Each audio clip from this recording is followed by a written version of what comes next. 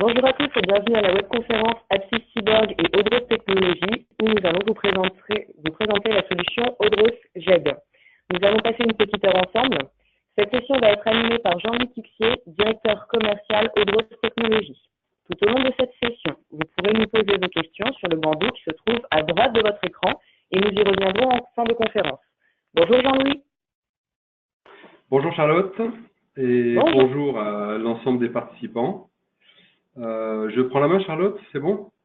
Tout à fait, merci à toi. D'accord, merci beaucoup. Bien, donc on va passer une heure où je vais vous expliquer un petit peu le partenariat qui a été mis en place avec Sage et à travers Sage, donc avec Apsys Cyborg pour la partie distribution, enfin proposition effectivement à ses clients, anciens clients et nouveaux d'une solution de GED intégrée à Sage ERP X3. En ce qui concerne la société Odros, le produit Odros, déjà, il y a une signification, donc qui veut dire aide à l'utilisation des données et des documents dans un réseau d'ordinateurs, sachant qu'on va s'attacher à l'aspect données, mais complémentaire aux données qui sont gérées dans X3, et aux aspects documents, donc fichiers, qui sont liés à X3, dans l'ensemble des écrans, aussi bien à un article, à une commande, à un client, à un processus, à une gamme ou autre. On a plusieurs fonctionnalités que l'on a intégrées. La partie que je vais appeler GED classique et dématérialisation plutôt pour les documents de type document administratif. Ensuite, la partie GED technique sur lequel on va associer des données et des documents plutôt aux aspects articles, configuration et nomenclature. Une brique sur la partie PLM où là, on va faire un lien entre l'ensemble des données de la recherche et développement à travers des outils de CAO, notamment dans l'industrie manufacturière, où toute la partie création de produits se fait dans les bureaux d'études. On va gérer ces structures pour pouvoir créer des nomenclatures de type nomenclature de production, nomenclature d'achat, nomenclature de SAV, etc. On a une quatrième brique qu'on a intégrée aussi par rapport à la gestion à l'affaire, où on ramène toute la partie structure documentaire liée au projet, liée à l'affaire. Voilà. En ce qui concerne donc la société, on existe depuis 1993. On a aujourd'hui deux éditions d'Odros. Historiquement, la version était la version Enterprise Edition. Par contre, ça s'adressait plutôt à des ETI et à plutôt des grosses entreprises, puisqu'il y avait un gros travail de paramétrage à partir d'une configuration d'un modèle de données, et on allait décrire et créer la manière dont étaient construits les documents, dont ils étaient gérés, dont les droits étaient gérés, etc. Et de plus en plus, on s'adresse à des entreprises de taille intermédiaire, voire à des PMI ou à des départements de grands comptes qui veulent une solution qui puisse s'intégrer et se mettre en œuvre rapidement. Donc, on a développé la Standard Edition qui s'appuie sur les best practices, entre guillemets, de l'Enterprise Edition, mais qui est déjà préconfigurée sur beaucoup de typologies de documents, de typologies d'objets, on appelle ça les objets, gérés dans la base Odros. Donc aujourd'hui, 25 années d'expérience, 220 clients France, alors on est assez présent en France, Suisse, Maroc, mais à travers des intégrateurs et des distributeurs, on est aussi présent au Canada, on est aussi présent en Espagne, au Portugal, en Allemagne, en Angleterre, etc. Voilà. Et puis à travers des clients, on est aussi présent en Asie, en Chine, au Japon, en Inde, voilà. Aujourd'hui, donc ça représente tout ça à peu près 15 000 utilisateurs actifs. Et on a une filiale, Greenlight IT, au Maroc, puisque dans le R&D d'Odros, la partie recherche est en France, la partie développement est à Marrakech. En ce qui concerne des clients, donc on a des clients dans des domaines divers et variés. Ceux-ci sont majoritairement dans le secteur industriel, automobile, aéronautique, ferroviaire, militaire, spatial.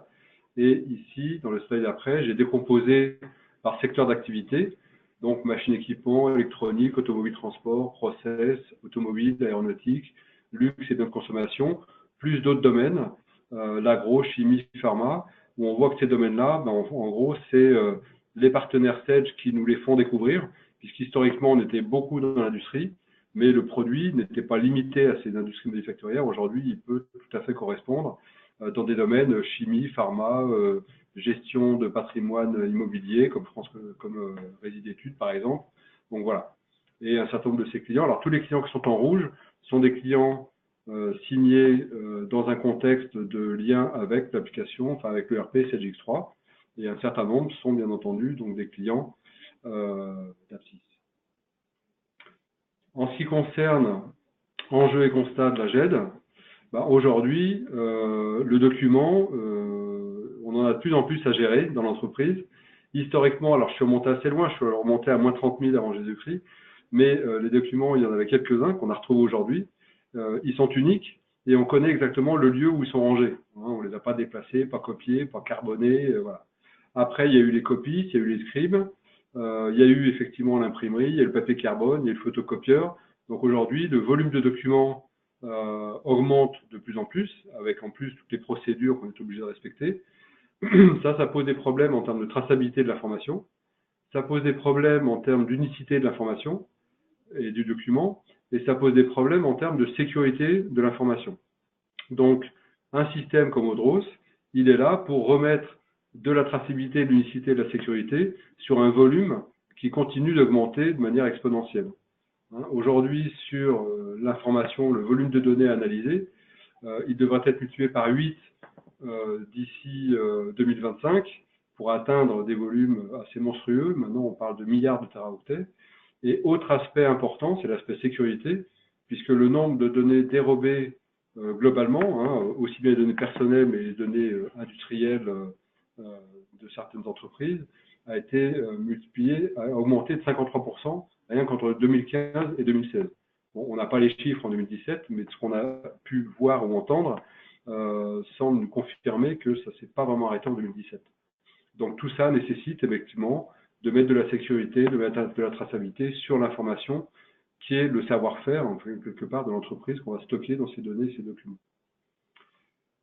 Quelques chiffres. On passe beaucoup de temps en entreprise à rechercher de l'information, on va rechercher la bonne information, parce que contrairement à Google, où quand je tape un mot-clé, plus j'ai de réponses, plus je suis content. Lorsque je recherche de l'information en entreprise, si je tape un mot-clé, moins j'ai de réponses, plus je suis sûr de trouver la bonne information. Voilà. Les nombres d'utilisateurs confrontés à la gestion de l'information d'entreprise, c'est 38%. Donc, bien sûr, on va gérer les statuts des documents, en cours de définition, en cours de validation, validé, archivé, obsolète, bon pour diffusion, bon pour paiement, etc. Voilà, tout ça, ce sont les statuts sur des documents types. Ensuite, sur les documents et données techniques, on va aussi gérer le versionning, ce qui n'est pas le cas pour une facture. On va versionner une facture, on fait un avoir si elle n'est pas bonne, on en réémet une nouvelle. Sur les données et documents techniques, elles vont évoluer tout au long du cycle de vie de l'information et on va devoir gérer des versions, des révisions. Ensuite, les utilisateurs souhaitent un accès unique. Donc, il n'est pas rare de trouver dans les entreprises une GED qualité, une GED comptable, une GED technique, une GED SAV. Donc, autant de GED quasiment qu'on a de services. Et ça pose de grosses difficultés parce que quand on recherche un document, si on n'accède pas à la bonne GED, on est sûr qu'on ne va pas le retrouver ou alors on va perdre encore énormément de temps. Et puis, 30% des données produites ne sont jamais utilisées dans l'entreprise, soit parce qu'on ne sait pas qu'elles existent, que cette information, que ce document existe, soit parce qu'on sait qu'il existe, mais on est incapable de le retrouver. Et ça existe même sur son propre PC de temps en temps, alors je ne vous dis pas dans le cadre des documents stockés dans des répertoires dans l'entreprise. Quelques constats sur le marché. Aujourd'hui, du coup, les outils les plus utilisés, c'est encore le fichier Excel et l'explorateur Windows. Alors moi, j'aime bien le nom d'explorateur et d'explorer ces répertoires pour les trouver la bonne information. Voilà, donc ça existe. Maintenant, ce qu'il faut retenir de ce joke, c'est que les gens utilisent ça parce que c'est simple et pas cher. Et donc, nous, ce qu'on essaie de faire, c'est de mettre en place un outil de gestion documentaire qui soit simple à paramétrer pour le client, qui puisse le configurer de manière, enfin, pas le configurer, mais le faire évoluer de manière autonome et que les coûts soient raisonnables par rapport à des coûts de produits type explorateur Windows ou Excel. Deuxième constat sur le marché, une fois que le RP est bien configuré, on va pouvoir gérer ses fournisseurs, ses stocks, sa prod, ses achats, etc. Maintenant, si on doit gérer des documents applicables par rapport à l'ensemble des articles qu'on va gérer dans le RP, c'est là que les choses se compliquent. Alors, il y a bien entendu la pièce jointe qui existe, mais la pièce jointe, c'est pas hyper collaboratif. Et puis, il suffit de changer le nom du serveur pour qu'on paume tous ces liens, quoi. Voilà. Ou qu'on puisse faire des erreurs de manipulation d'un répertoire qu'on fait glisser dans un autre. Ça aussi, je pense que c'est arrivé à tout le monde. Et ensuite, on passe un temps de dingue à essayer de retrouver où est-ce qu'on a pu le faire glisser. Ce qui n'arrive pas, bien sûr, avec Odros. Ensuite, l'échange d'informations dans l'entreprise, mais il est encore énormément accessible à travers une mise en forme dans des documents, dans des fichiers, ou voire même des documents papier, qui sont signés, qui peuvent être complétés, qui sont envoyés alors, de manière dématérialisée ou pas, mais qui vont permettre à un opérateur d'avoir une gamme d'assemblage, qui vont permettre à un client de recevoir une facture, qui vont permettre d'émettre un bon de livraison, etc. Donc il faut mettre en forme cette information dans des documents. C'est aussi là une des fonctionnalités d'Odros que l'on verra lors de la démonstration. Donc les réponses avec Odros, donc c'est un référentiel centralisé, qui va permettre pour l'ensemble des services de l'entreprise d'avoir des accès à ce référentiel de manière sécurisée, avec une gestion de droits par service, par personne, par niveau dans l'entreprise. Donc on a ce référentiel qui permet de gérer la notion d'unicité. J'ai plus de doublons. Quand j'envoie un mail à 10 personnes, bien souvent, si j'ai une pièce jointe, ce que font les 10 personnes, c'est clic droit enregistré sous. Donc comme ça, j'ai 10 exemplaires du fichier dans 10 répertoires de 10 PC. C'est super compliqué à gérer. Là, je vais envoyer un mail, on va le voir après, avec une URL, un raccourci directement dans le mail qui va permettre aux gens d'accéder au fichier qui est toujours stocké dans la base de données. Enfin, qui n'est pas stocké dans la base, qui est accessible dans un répertoire qui, lui, est géré par la base. Les fichiers ne sont pas stockés dans la base de données, ils sont stockés dans des répertoires qu'on appelle des coffres, des répertoires sécurisés et accessibles depuis la base de données. Ça me permet de gérer une structure complète de documents associés au produit et au projet. Ça me permet d'avoir des fiches d'identité, donc de décrire les documents avec des attributs qui vont permettre ensuite de faire une classification et de les ranger de manière automatique ou de les retrouver rapidement. La recherche est rapide puisque je peux rechercher en base de données aussi bien sur les attributs qui vont documenter mon fichier, mais que sur le contenu du document, parce que chaque document qui est rangé va être indexé de manière à pouvoir faire une recherche full text. Et puis, ça me permet de gérer aussi le multisite et le multilangue. Donc parfois, il arrive que des clients gèrent des fichiers très lourds et qui veulent répliquer ces fichiers sur un site aux États-Unis, un site au Japon, voire un site sur un autre site géographique en France. Parfois, il est assez long d'accéder ou d'ouvrir un document. Alors, je ne parle pas ici de documents PDF ou Word, mais des fichiers, certains rapports volumineux ou des documents type document CAO ou des rapports de calcul qui peuvent être très denses, donc très lourds en termes de poids de fichiers. Là, on peut faire des réplications. Donc, le système la nuit va répliquer les fichiers, ce qui fait que quand je vais l'ouvrir sur mon site distant, il va s'ouvrir localement. Mais pour l'utilisateur, ce fichier est unique. Et puis, on est ouvert du coup au système d'information, donc d'un côté avec plutôt les outils de type R&D, les outils plutôt de CAO, et de l'autre côté, les outils de gestion, de supply chain, de compta, côté ERP. Donc, on a un outil qui va me permettre de gérer mon modèle d'organisation. Par rapport à mon produit, je vais gérer des nomenclatures, je vais gérer des plans, des docs commerciaux, des notices, des gammes, des opérations, des outillages, des procédures, des essais, des certificats. Donc, chaque fois par rapport à un produit, chaque mot ici est une armoire ou un dossier de classement de mes fichiers, et chaque lien ici est certifié par, est fabriqué selon, est documenté par, est un lien qui va me permettre d'accéder à mes armoires et surtout aux fichiers qui sont rangés dans mes armoires. Ici, j'ai un outil d'administration qui va me permettre de gérer le type de documents que je veux ranger et à quel type d'article je veux les associer entre la GED et mon ERP, et puis permettre de gérer aussi les droits des utilisateurs, les profils utilisateurs, les droits. Certaines personnes vont pouvoir éditer et modifier un document, d'autres simplement le consulter et d'autres ne même pas savoir qu'il existe. Et ensuite, j'ai mes interfaces dans mes outils de bureautique, dans X3, depuis mon téléphone, dans un portail de consultation, des outils qui vont permettre de faire de la GED pure avec des écrans, des utilisateurs fréquents dans la GED, dans ma CAO, etc. J'ai autant de vues d'Odros ou d'interfaces Odros que j'ai quasiment d'applications. Donc celle qu'on montre ici, qu'on va voir aujourd'hui, c'est à la fois celle qui est intégrée dans X3, et puis on fera quelques petits accès dans la GED type portail de consultation ou portail de création.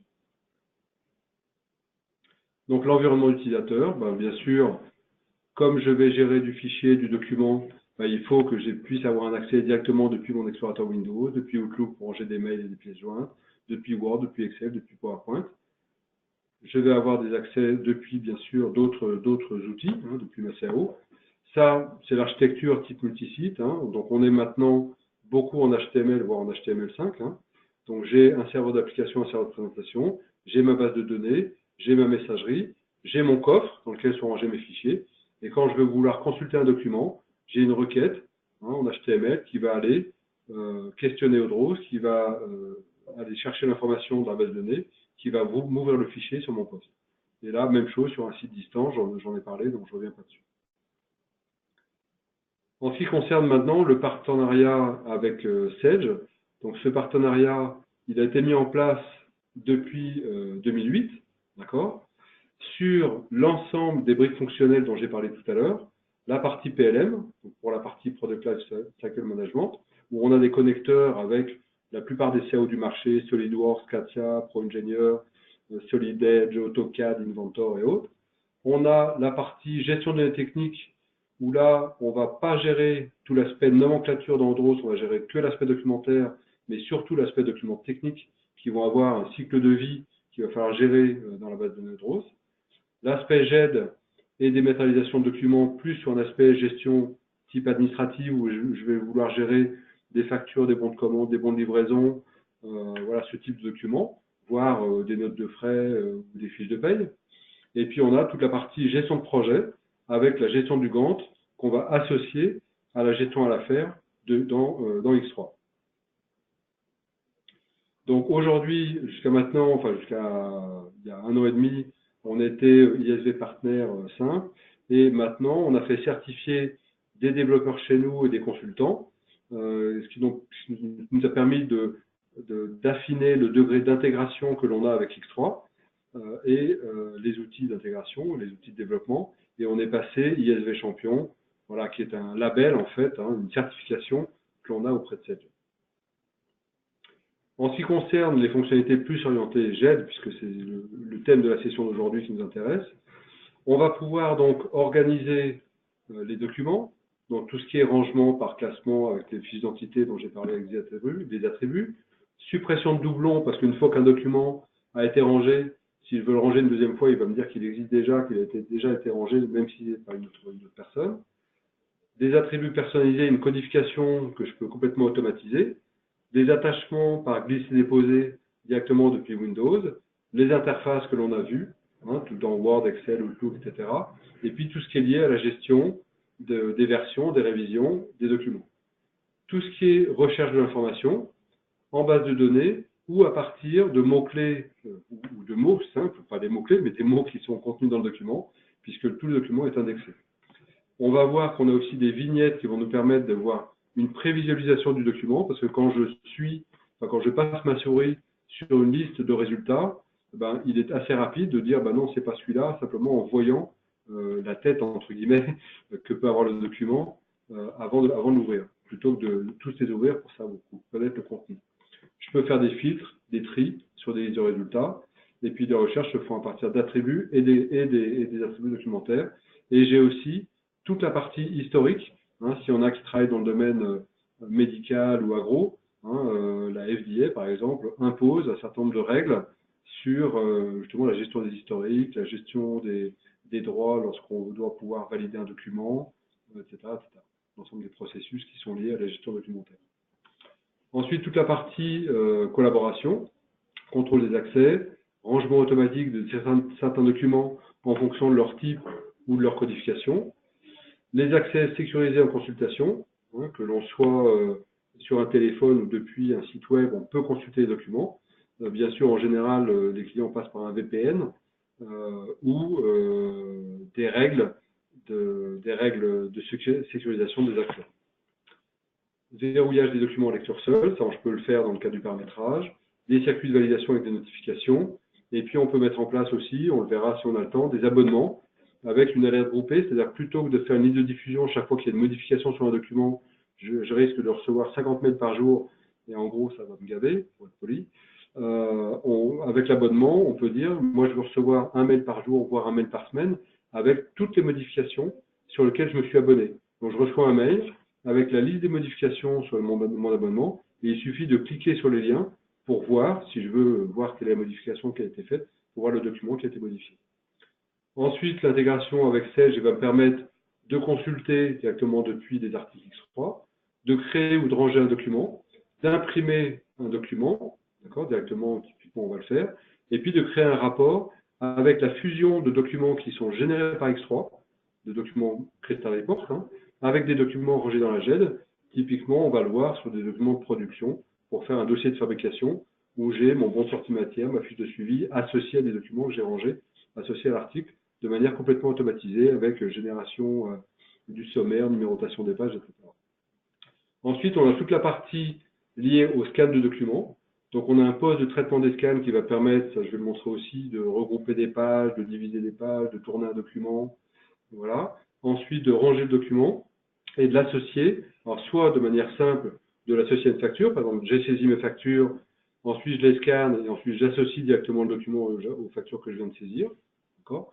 Ou alors, on peut passer par toute la partie de l'AD et de RAD. Donc, ça veut dire lecture automatique des données et reconnaissance automatique des données, du contenu du document et de la donnée, de manière à ce qu'en fonction de cette lecture et de cette reconnaissance, je puisse aller chercher le numéro de la facture, le numéro SIRET du client, les lignes d'articles qui sont contenues dans ce document, et ensuite de faire les rapprochements avec mon BL, d'aller renseigner par rapport à la commande qui a été passée, quels sont les articles qui sont contenus dans cette facture.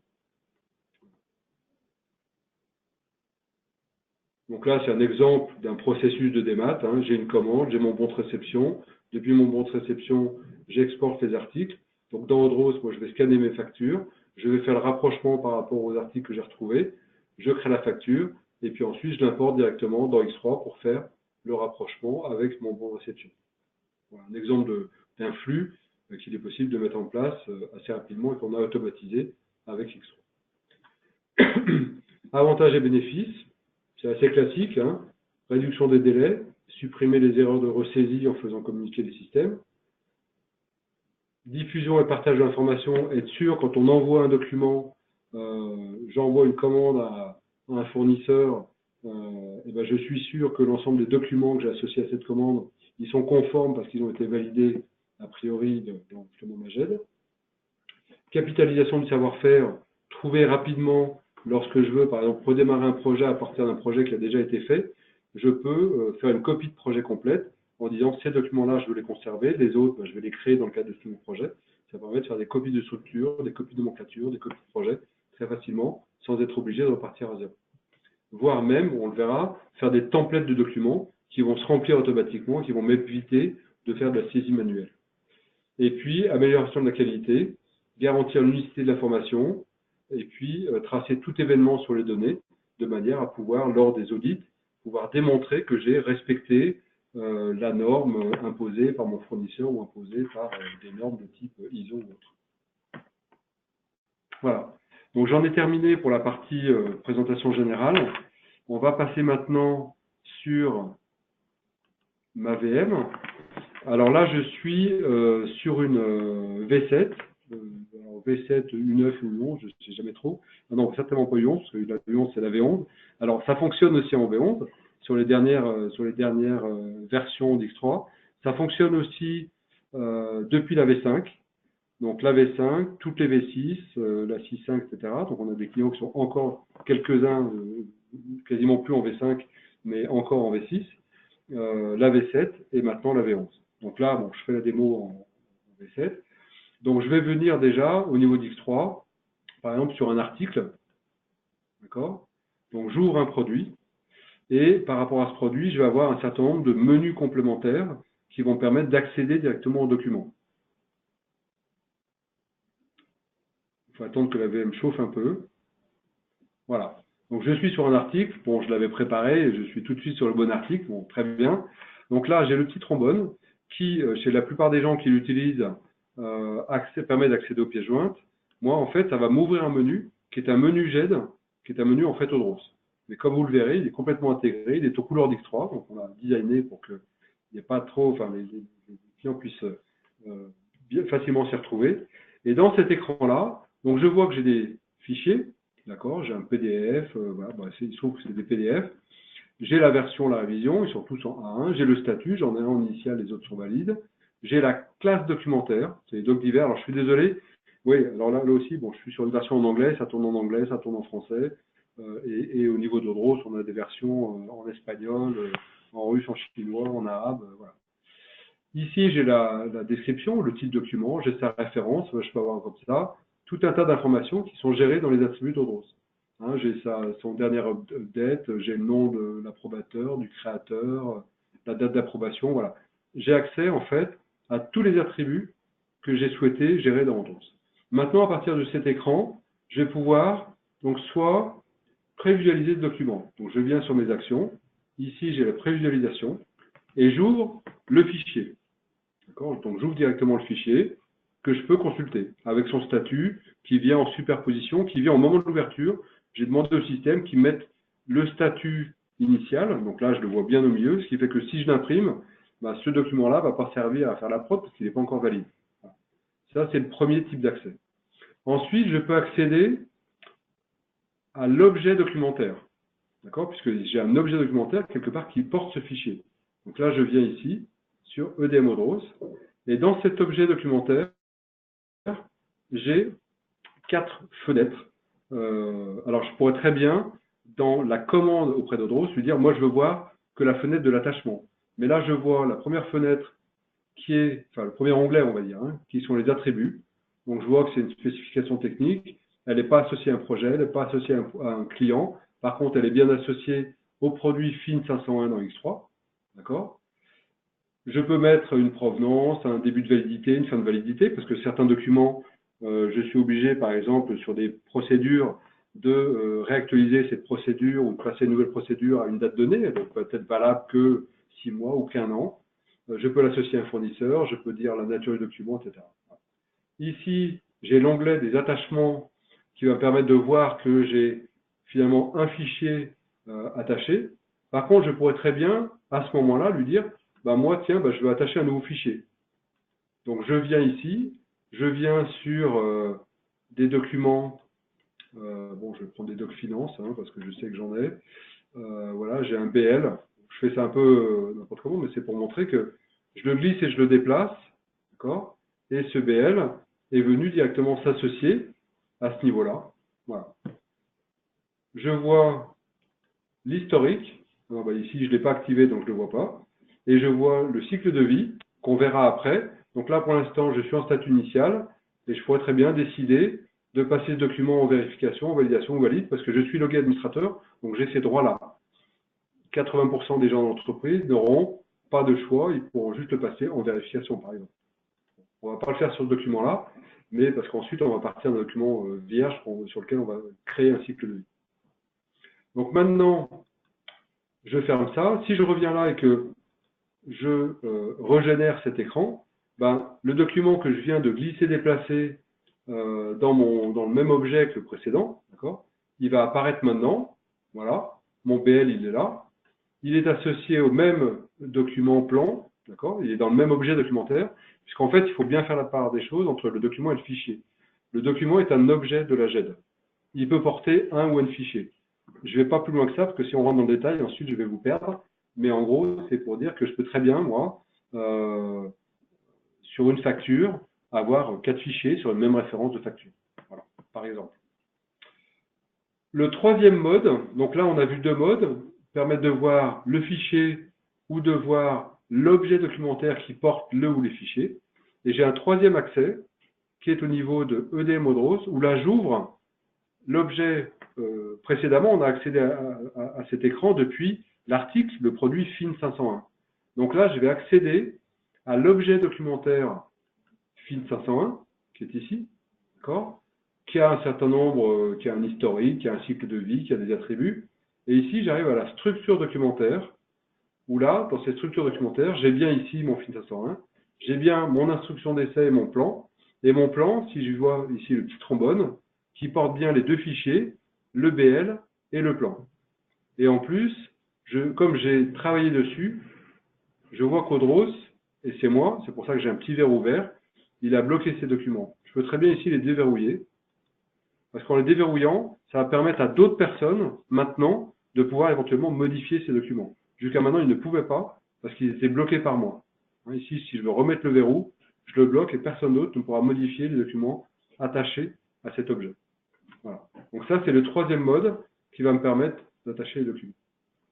Je vais sortir de cet écran. Maintenant, au niveau de ces fichiers, je peux très bien lui dire, bah, moi, je veux créer un nouveau document. directement depuis cet écran. Donc je viens là et je vais lui dire, j'ai un document qui s'appelle création de produit. D'accord. Alors je peux l'ouvrir pour voir. Je le vois. Je l'associe et je le range. Maintenant, il va me dire, est-ce que c'est une nouvelle référence ou est-ce que vous voulez l'associer à une référence existante? On a vu que j'avais déjà une doc divers, d'accord, plus mon article. J'ai mes deux docs divers. Je vais dire non, c'est une nouvelle référence. OK. Du coup, je vais choisir ce que c'est comme type de doc. Est-ce que c'est une doc qualité? Est-ce que c'est une doc achat? Est-ce que c'est une doc méthode, une doc projet? Très bien, je vais lui dire, bah, c'est une doc méthode. Et je range. Donc maintenant, je viens de ranger un nouveau fichier dans un objet docMethod que j'ai associé à mon article FIN 500. Tout ce que je vous montre depuis l'article, je peux le faire depuis un client, je peux le faire depuis une commande, je peux le faire depuis un projet, je peux le faire, voilà. Là, j'avance pour vous montrer tous les principes qui existent. Donc maintenant, j'ai bien ma docMethod, ici. Si je veux recodifier, d'accord, la désignation, par exemple, il a pris par défaut la désignation de l'article. Je vais dire doc méthode, pardon, métaux abscisse. Je corrige ma petite faute de frappe. OK. Je peux enregistrer. D'accord. Maintenant, je vais dire que c'est doc méthode. Je vais dire, moi, j'ai un vérificateur. Donc là, sur les vérificateurs, moi, j'ai synchronisé mes utilisateurs X3 avec les utilisateurs Odros. Ce qui fait que leur droit suit et la liste suit. Moi, je vais dire, bah, la personne qui doit valider ce document, c'est Agnès Guyot. Très bien. Et la personne qui doit approuver ce document, c'est Sylviane Faure. Je valide. OK. Et je vais demander même un retour. Je vais lui dire que je souhaite que cette date de retour, elle soit pour le 31 janvier. Voilà. À ce moment-là, je peux lui dire, bah, moi, je vais lancer ce document dans un cycle de vie d'approbation. Et je vais le passer en vérification. Merci de valider ce doc. Et j'enregistre. Maintenant, je vais fermer cette fenêtre. Je peux très bien fermer cette fenêtre aussi. D'accord? Parce que ça, je vais le faire ailleurs. Je reviens, je vais fermer celle-là d'ailleurs. Je viens maintenant dans ma boîte mail. Et dans ma boîte mail, j'aurais dû peut-être la nettoyer. Voilà. J'ai reçu un mail. Non, c'est pas celui-là. Pardon. Voilà. C'est aujourd'hui. OK. Donc, j'ai reçu un mail de l'administrateur qui me dit, voilà, ce document qui est la doc méthode, qui est en version 1, elle est en vérification, et on me dit, merci de valider ce doc. Donc, comme je vous l'expliquais tout à l'heure, directement depuis ce mail, je clique sur le lien, d'accord, qui est une URL. Ce lien va m'ouvrir, j'ai cliqué dessus, j'ai pas cliqué dessus. Voilà. Ce lien va m'ouvrir directement le document. Là aussi, mon URL me permet de voir les attributs du document, de voir l'attachement du document, d'accord, pour pouvoir le consulter, me permet de voir l'historique et le cycle de vie. Donc vous voyez, là, c'est Odros qui a envoyé, etc. Et le cycle de vie. Au niveau, donc je vais le faire rapidement. Donc moi, soit je peux le passer en validation, soit je peux lui dire, bah non, moi je le renvoie en modification. Et je fais un aller-retour en disant non, je ne suis pas d'accord pour telle ou telle raison. Et ici, bon, moi je vais le passer en validation. Et je vais mettre OK pour moi. Merci. Décidément, j'ai du mal avec mes doigts ce matin. Ah ouais, non mais OK. Beaucoup de difficultés. Merci. Et j'enregistre ma décision. Et j'ai terminé. OK, donc maintenant, je peux refermer mon écran. Et je reviens dans ma boîte mail. si je fais envoyer et recevoir, il y a une autre personne qui a dû recevoir un mail. Voilà. Et c'est donc Sylvia de Fort qui a reçu un mail. OK pour moi, merci, de Agnès Guyot qui lui demande maintenant de valider ce document. Je ne vais pas passer par le mail. Maintenant, je vais passer par un écran de GED. Parce que là, ça revient exactement au même que ce que je viens de vous montrer. Donc, je vais fermer ma boîte mail et je vais me loguer sur Odros dans ma GED, Sylvain Fort. Donc, je me connecte. Je viens maintenant dans mes actions. Alors, la pauvre Sylvain Fort, elle a beaucoup de retard parce qu'elle fait beaucoup de démos et elle ne valide pas beaucoup de choses. Donc, vous voyez, comme j'ai demandé une date de retour, bah là, j'ai encore 950 jours, mais là, j'ai déjà 1100 jours de retard, 700, 600, voilà. Et là, j'ai ma doc démo Apsys. Il me reste 6 jours, d'accord, pour la valider. Donc, je vais aller dessus. Donc, la même chose, hein, je clique dessus, sur mon document. Mon document s'ouvre. Mon document, il n'est pas encore valide. D'accord? Donc, je peux venir voir l'attachement. J'ai même le droit de l'éditer parce que j'ai ces droits-là et que le document n'est pas encore valide. Et je vais lui dire, ben moi, je vais taper ici,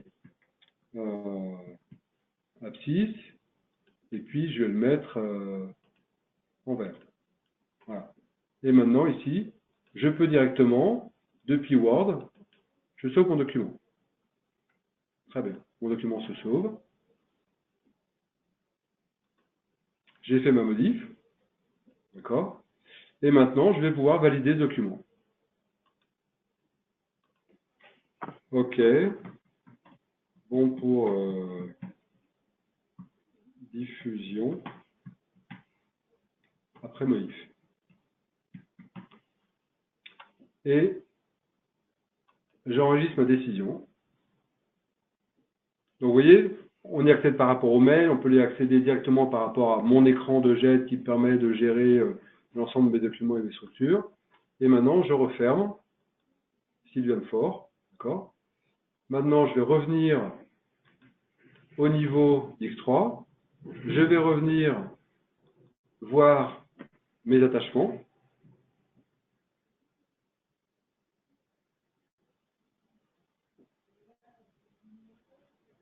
Et je vais voir que mon document DocMethod, il a bien pris le nom DocMethod Apsys.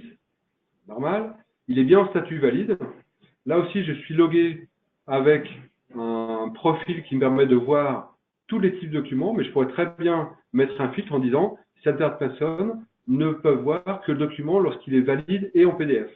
Donc là, vous voyez que mon document sur l'action de validation, il s'est transformé en PDF. Donc si maintenant je viens prévisualiser mon fichier, hein, qui a suivi son processus de validation, il est bien en statut valide, ma modification a bien été prise en compte, et donc mon document est à jour. Maintenant, ce document, je veux l'envoyer par mail. D'accord? Donc, je le prends. Et puis, en même temps, je vais dire, je vais envoyer en même temps le plan, par exemple. Et je veux l'envoyer par mail. Donc, j'ai ici ma petite fenêtre qui permet d'ouvrir le mail d'X3.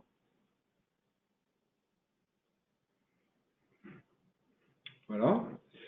Je vais ici mettre un petit commentaire.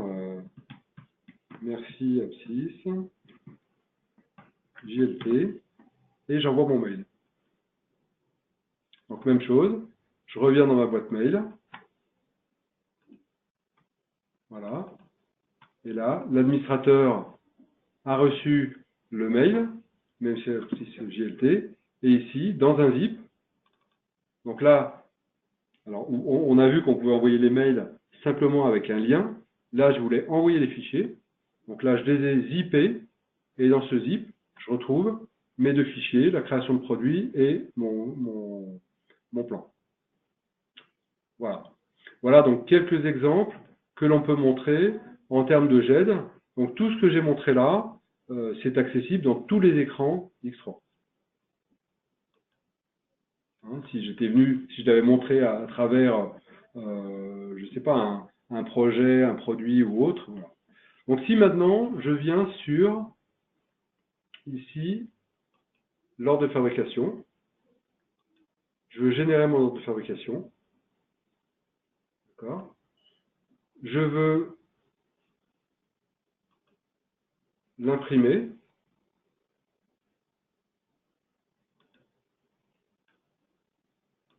dossier de fabrication. Je pourrais choisir une imprimante, mettre une date de validité, parce que je pourrais très bien avoir un document à plusieurs états, et j'imprime.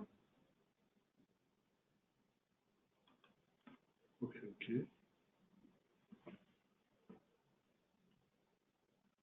Voilà. Donc là, le système va, comme je l'expliquais tout à l'heure, chercher des documents dans X3, associer à cet article, prendre les documents que j'ai générés, je vais me mettre en pleine page, voilà, prendre les documents que j'ai générés, vous voyez, ma fiche d'instruction, mon plan, mon rapport d'essai, etc. Donc ici, j'ai les documents qui viennent d'X3, donc on a vu qu'il a créé le sommaire, il a numéroté les pages, il est bien 11h40 déjà, le 25. J'ai ici les documents associés à mon article dans un cluster report X3 que j'ai imprimé en PDF. J'ai la fiche de création de produit que je viens d'associer, plus tous les autres documents, la fiche de montage, voilà, que j'ai associé de manière automatique. Hein, je retrouve ici le plan que j'avais tout à l'heure, que j'ai associé de manière automatique à mon ordre de fabrication. Voilà un exemple aussi d'automatisme qui permet de gagner pas mal de temps.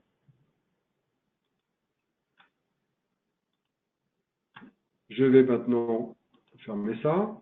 Maintenant, on va voir un exemple d'impression de facture, par exemple. Je suis sur une facture. Voilà. Je vais prendre la première facture et je vais dire imprimer.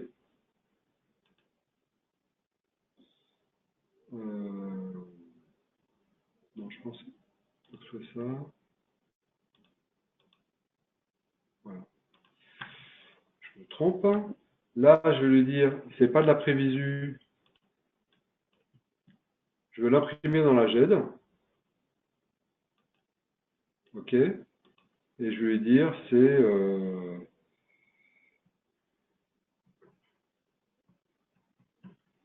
facture abscisse. Et j'imprime. Voilà. Donc là, le système m'imprime ma facture et me l'associe. Donc il va la ranger dans la GED, il va ranger le fichier au format PDF dans la GED et me l'associer directement. Voilà. Donc maintenant, je vais faire exprès de copier ça pour vous montrer après. Et bien si je viens sur le petit trombone, ici, je retrouve bien ma facture A6 PDF que je viens d'imprimer. D'accord? Donc je la retrouve directement depuis avec le tampon qui vient se positionner dessus que je l'imprime. Voilà. Donc je peux lancer des impressions comme ça directement depuis X3 avec un fichier qui va se ranger dans la GED. Et si maintenant je venais dans la GED me loguer au DROS, alors ça marche aussi avec Sylvia de Fort, hein, mais là où moi je suis administrateur, j'ai tous les droits, que je viens ici faire une recherche, je fais CTRL-V pour prendre mon numéro de facture que je recherche, je peux accéder aussi à cette facture directement dans la GED, hein, qui est une doc, qui est un type doc commercial, qui est d'invoice 00586 du 25 janvier, etc. Et je peux voir cette facture, voir l'attachement directement depuis cet écran GED. Pour des gens qui auraient besoin d'accéder via un portail à la facture, c'est-à-dire que cette facture, elle pourrait très bien, je pourrais très bien la rendre accessible directement au client, par exemple, depuis la GED, sans passer par X1. Je ne sais pas pourquoi il ne nous vend pas. Bon, on ne va pas attendre 107 ans. Bon, enfin, peu importe. Vous me croyez, je peux l'ouvrir directement depuis la GED. Si je peux depuis X3, je peux depuis la GED. Donc voilà. Maintenant, ce que je voulais montrer aussi, on peut faire des choses. Alors, si on veut rester sur les aspects GED, alors je ne vais pas vous montrer la partie des maths avec la partie ladrad, mais je vais vous montrer la partie des maths à l'issue d'enregistrement de facture. Donc je ferme cet écran. Je vais venir ici, ouvrir des factures. Je vais venir ouvrir un répertoire ici, voilà, et je vais venir ouvrir mon application de scan de facture. Donc pour l'instant, je n'ai pas de document ici. Si maintenant je viens, pardon, voir mes deux répertoires facture et scan, je vais prendre ces factures comme si je venais de les scanner et qu'elles arrivent dans mon répertoire qui est en attente des scans. Donc là, vous allez le voir, hop, il y a un TIFF qui est généré et le répertoire se vide puisque j'ai un process qui vient regarder ce qui arrive dans ce répertoire. Si maintenant je viens là et que je régénère mon écran, je retrouve bien mes trois documents. Là, à ce moment-là, je peux lui dire, bah là, je me suis trompé, j'ai scanné pas dans le bon ordre. Ce document-là, en fait, c'était le premier. Donc, je le remonte. Très bien. Puis ensuite, je lui dis, bah, en fait, cette facture, c'est la page 1 et la page 2 d'une même facture, donc je veux les fusionner. D'accord? Donc là, j'ai bien un document de 2 pages. Ou je peux lui dire, bah non, ce document, il fait 2 pages, mais en fait, parce qu'il s'est fusionné suite au scan, parce qu'ils sont, voilà, j'ai pas mis d'intercalaire ou j'en sais rien, je veux au contraire les dissocier. Donc, je veux les séparer. Ce document, il a été scanné à l'envers, je veux le retourner. Enfin, voilà. Donc, on peut faire comme ça un certain nombre d'opérations directement sur cet écran-là. Okay. Maintenant, je vais lui dire, ce document-là, je veux le ranger par rapport à une facture X3. Donc là, moi, j'ai sur toutes les factures qui ont été saisies dans X3, je vais les retrouver directement dans cet écran-là, et je vais pouvoir lui dire, bah, cette facture, en fait, je veux l'associer à une facture X3.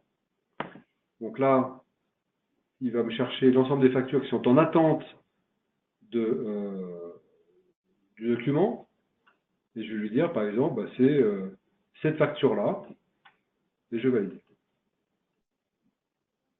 Donc là, il m'ouvre ma facture, le type document, c'est bien une facture, j'aurais pu l'associer à un projet, l'associer à un client, etc.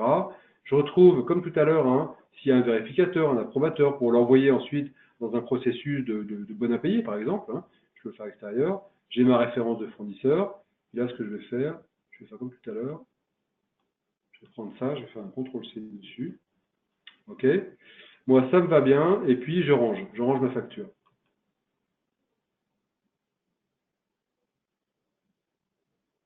Donc, je l'ai rangé, associé directement par rapport à une facture X3. Ok, donc ma facture disparaît de mon écran de rangement. Si maintenant je reviens dans X3 et que je viens dans mon contrôle facture,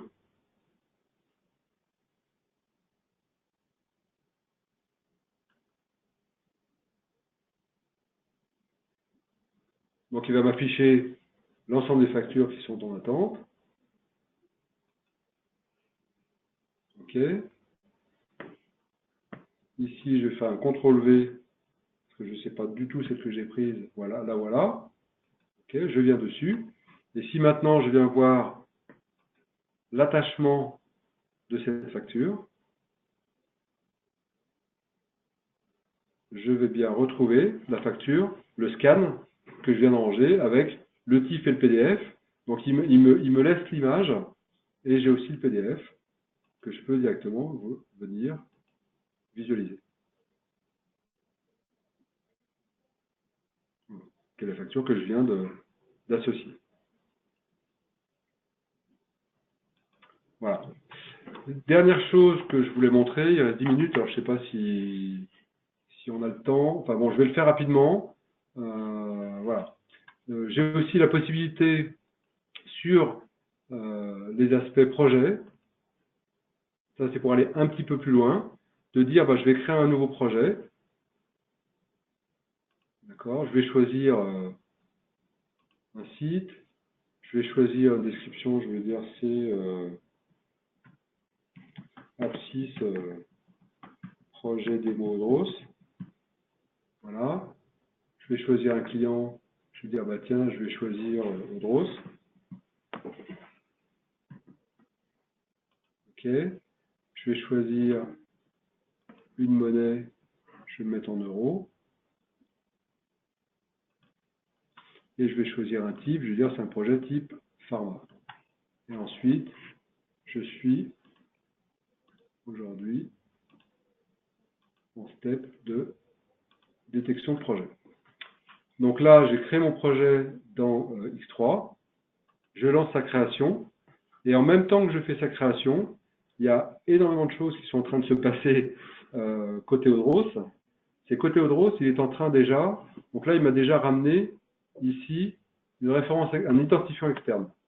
Cet identifiant externe, c'est la référence de mon dossier projet, de ma structure documentaire projet dans Odros.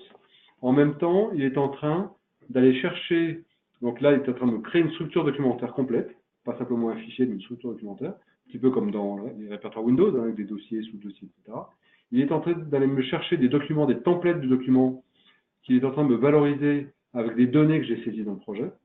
Et il est en train de me créer aussi un Gantt à partir d'un modèle. Alors, toute la structure documentaire du projet, c'est à partir d'un modèle que le client peut créer. Et toute la structure du Gantt du projet, c'est aussi un modèle. Donc, si maintenant, je viens, par exemple, dans Odros, comme tout à l'heure, je me connecte. Si je vais chercher une référence dans laquelle j'ai,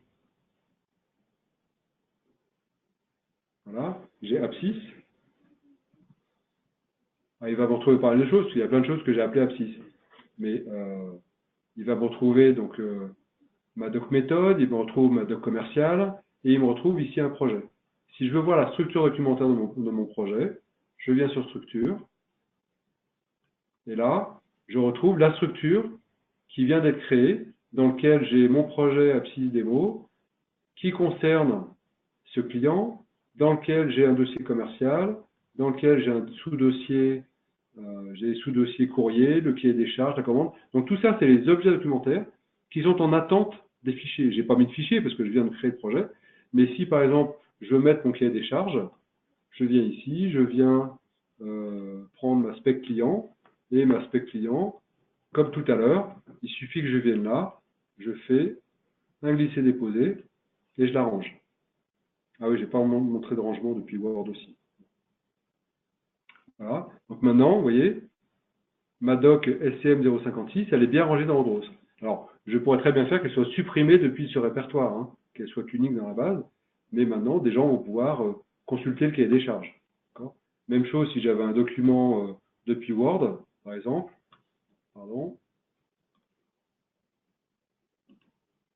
Je viens dans Word. Je fais un nouveau fichier.